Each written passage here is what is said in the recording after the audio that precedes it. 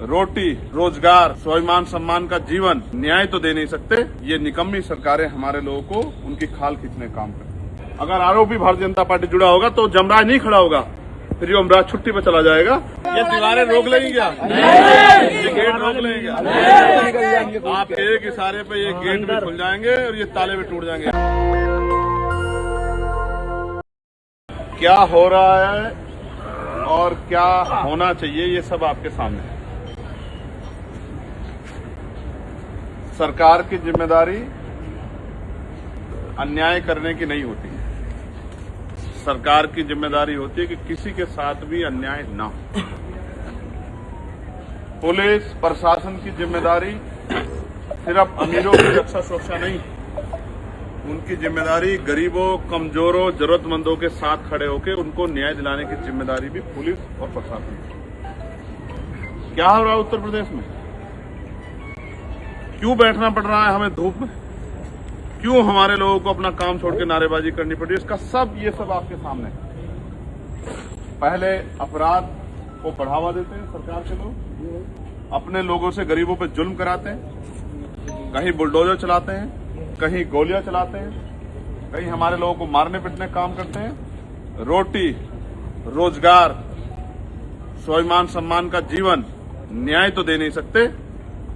ये निकम्मी सरकारें हमारे लोगों को उनकी खाल खींचने का काम करती हैं। क्या हाल है उत्तर प्रदेश में? कहां सेफ है गरीब, दलित, पिछड़े, मुसलमान? कहां सेफ है? उनकी सामाजिक, उनकी धार्मिक, उनकी आर्थिक आजादी कहां गायब हो गई है?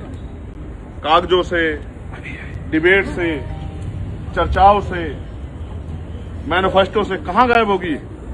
एक तरफ गरीब महंगाई की मार झेल रहा है, लगातार पेट्रोल, डीजल, खाद्य पदार्थों के दाम बढ़ रहे हैं, गैस पे 1000 रुपए बढ़ा दिए गए। हम लोग फिर भी संविधानवादी राष्ट्र को प्रथम मानते हैं, वरना मेरे आज भी याद है 2008-9 में जब मंदी का दौर आया था तो भारतीय जनता पार्टी के लोग विपक्ष का हिस्सा होते थे तो गले में सिलेंडर डाल डाल के घूमते थे। लेकिन 1000 रुपए सिलेंडर पे बढ़ा दिए गए। हम लोग चुपचाप इस बात को ध्यान में रखते हुए कि दुनिया में इस समय क्राइसिस है, लेकिन ये क्राइसिस तो चुनाव से पहले भी थे। ये युद्ध तो चुनाव से पहले भी हो गया था, जब 5 स्टेट के चुनाव होने थे तब भी ये क्राइसिस था देश के अंदर।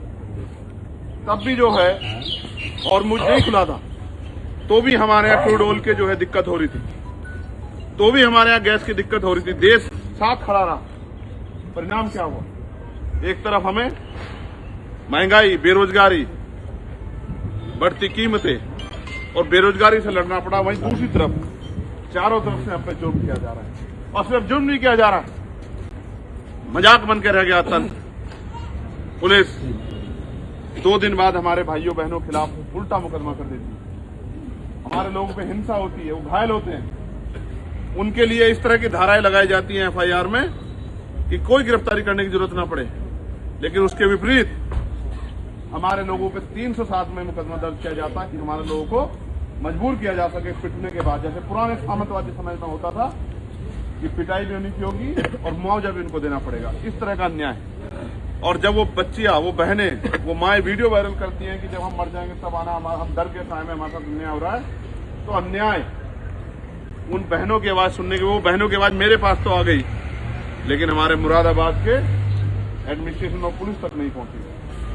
हमें रोकने का काम किया जा रहा है, जबकि अपराध रोकना चाहिए था, गुंडों को बंद करना चाहिए था। गुंडों को बंद ना करके हमारे लोगों में भय का माहौल बनाया जा रहा है। ये सब आपके आंखों के सामने होगा। ये जुल्म भूलने लायक जुल्म नहीं है मेरे लोग। आपको और मुझे तय करना पड़ेगा कब तक हम लोग इस उत्तर प्रदेश में दलित, पिछड़े, मुस्लिम समाज के लोग कब तक जुल्म सहते रहेंगे, कब तक ये अन्याय की जो है, ये अन्याय हमारी चौखटों पे दस्तक देता रहेगा और हम इस जुल्म के शिकार होते रहेंगे। कहीं ना कहीं हम भी इसके बराबर के दोषी। हम सब कुछ जानते हैं लेकिन कुछ समय बाद भूल जाते हैं। अगर हम इस जुल्म को, इस अन्याय को, अपनी बुरे हालात को याद रखें तो वो दिन दूर नहीं कि इस उत्तर प्रदेश का मुस्तकबिल आपके हाथों में होगा। इस उत्तर प्रदेश के हालात बदल जाएंगे। इस उत्तर प्रदेश में गरीब, कमजोर दफ्तरों के बाहर बैठ के अपनी बारी का इंतजार नहीं करेगा, बल्कि दफ्तरों में उनका सम्मान होगा और उनके साथ उनकी आवश्यकताओं की पूर्ति के लिए अधिकारी कर्मचारी काम करें।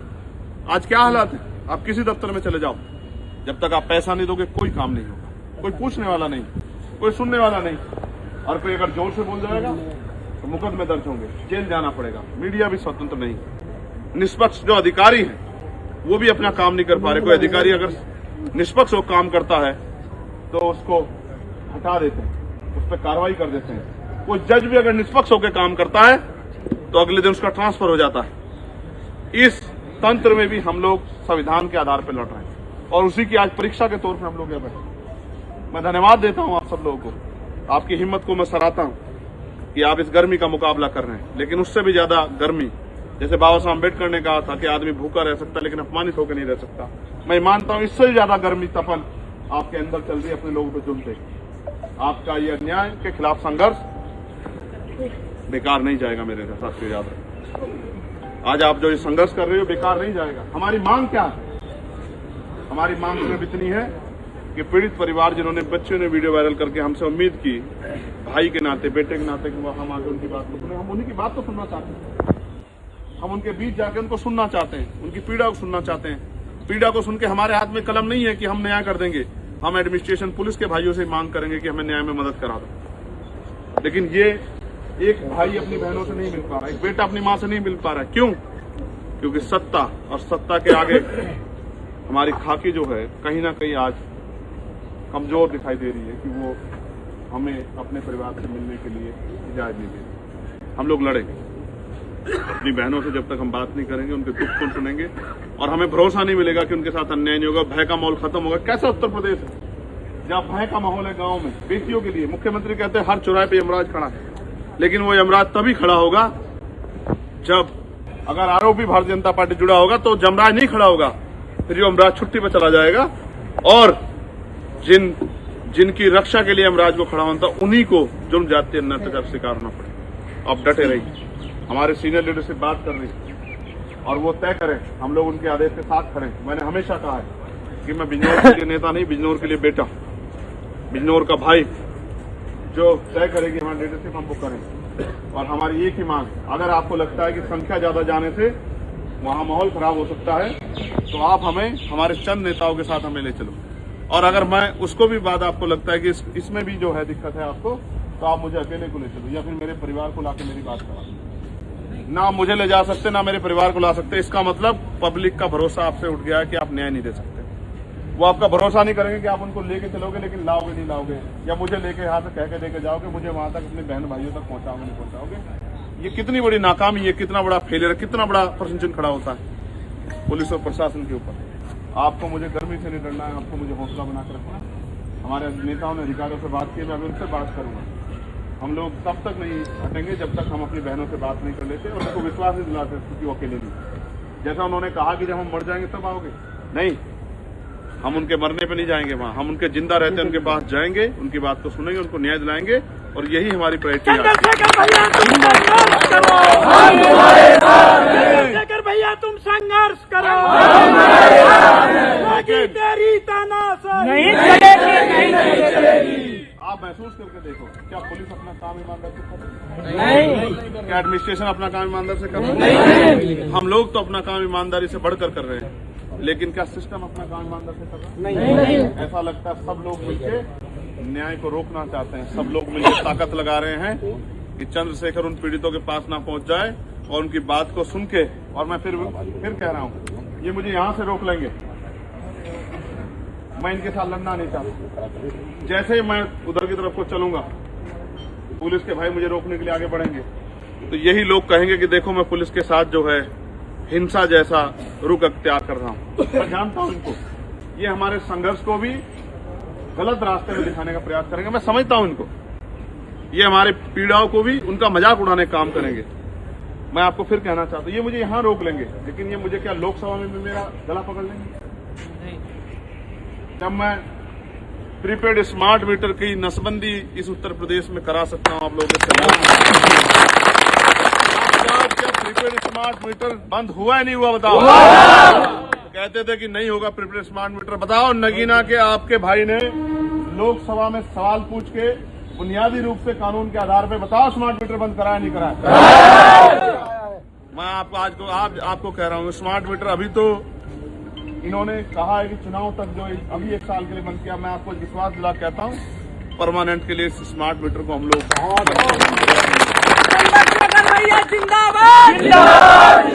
लेकिन मैं जो बात कह रहा हूँ ये मुझे यहाँ रोक देंगे क्या? पार्लियामेंट में भी मेरा गला पकड़ के मुझे रोक देंगे क्या? मैं अपनी बहनों के साथ अन्याय की आवाज वहां नहीं उठाऊंगा?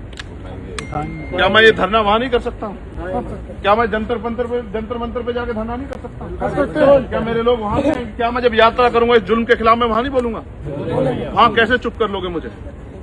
आप मुझे चुप नहीं कर सकते, आप मेरी हत्या कर सकते हैं, आप मेरे ऊपर गोली चला सकते हो, लाठी चला सकते हो मेरे लोगों पे, लेकिन मैं आपकी लाठी और गोलियों से डरने वाला नहीं। आप लाठी चलाओगे तो मैं आज वचन दे कहता हूं कि पीठ पे नहीं लगेगी लाठी, मुकाबला करेंगे सीने से आपकी लाठी का।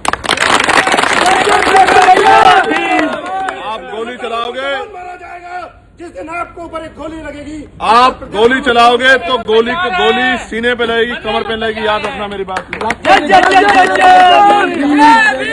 आपकी लाठी गोली से दामन भर देंगे। आपकी लाठी गोली से नहीं डरेंगे, मेरी बात को याद रखना।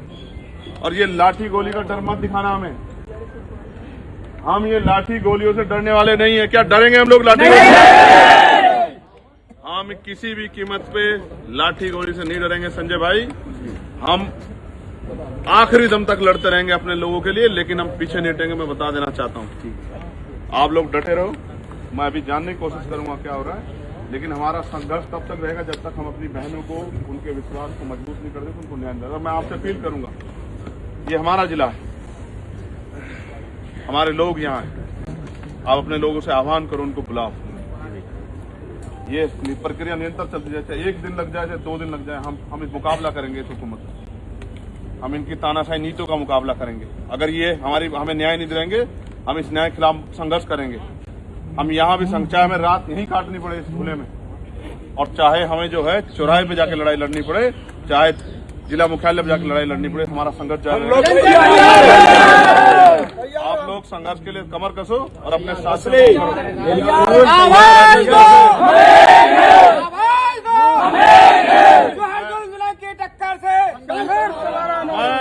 ये बता देना चाहता हूँ प्रशासन को और पुलिस के भाइयों को, जितनी देर वो इधर देखते रहेंगे उनको हमारे लोगों की संख्या लगातार बढ़ती हुई दिखती रहेगी। हम इतने कमजोर लोग नहीं है, हम तो चंद लोग निकले थे अपने लोगों से मिलने के लिए, लेकिन आप अगर संख्या के दम पे मुकाबला करना चाहते हैं तो कुछ देर बाद देखना हमारे लोग संख्या के दम पे मुकाबला करेंगे।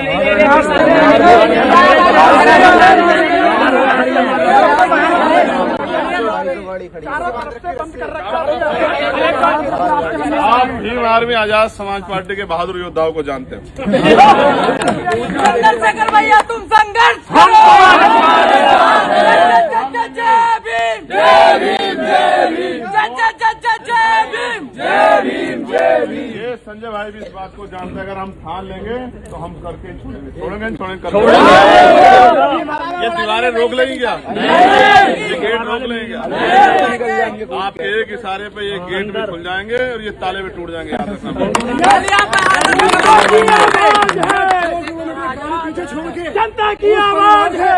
1 मिनट, 2 किलोमीटर गाड़ी छोड़ के खेतों में चल के उस परिवार से मिलके भैया हम आए, और सबसे पहले पहुंचने वाले हम लोग थे उसके परिवार के घर में, और उन्होंने हमसे ये कहा कि हम जाने के लिए तैयार हैं भैया से मिलने के लिए, लेकिन इन लोगों का भरोसा नहीं कि भैया तक पहुंचाएंगे भी या नहीं पहुंचाएंगे। मेरी मलखान सिंह से सीधी बात हुई है, मैं उनके घर मिलकर आ रहा हूँ भैया। आप लोग डटो, डटे भैया, संवैधानिक आंदोलन हमारा जारी रहेगा। आप लोग मजबूती से आंदोलन। दस्तक की आपसे गुजारिश है कि अगर इसको बचाना चाहते हैं तो नेशनल दस्तक को सब्सक्राइब करने के लिए रेड कलर के सब्सक्राइब बटन को दबाएं, फिर बेल आइकन की घंटी दबाएं। नेशनल दस्तक को बचाने के लिए बहुत जरूरी है कि हर खबर को शेयर करें, लाइक करें, कमेंट जरूर करें।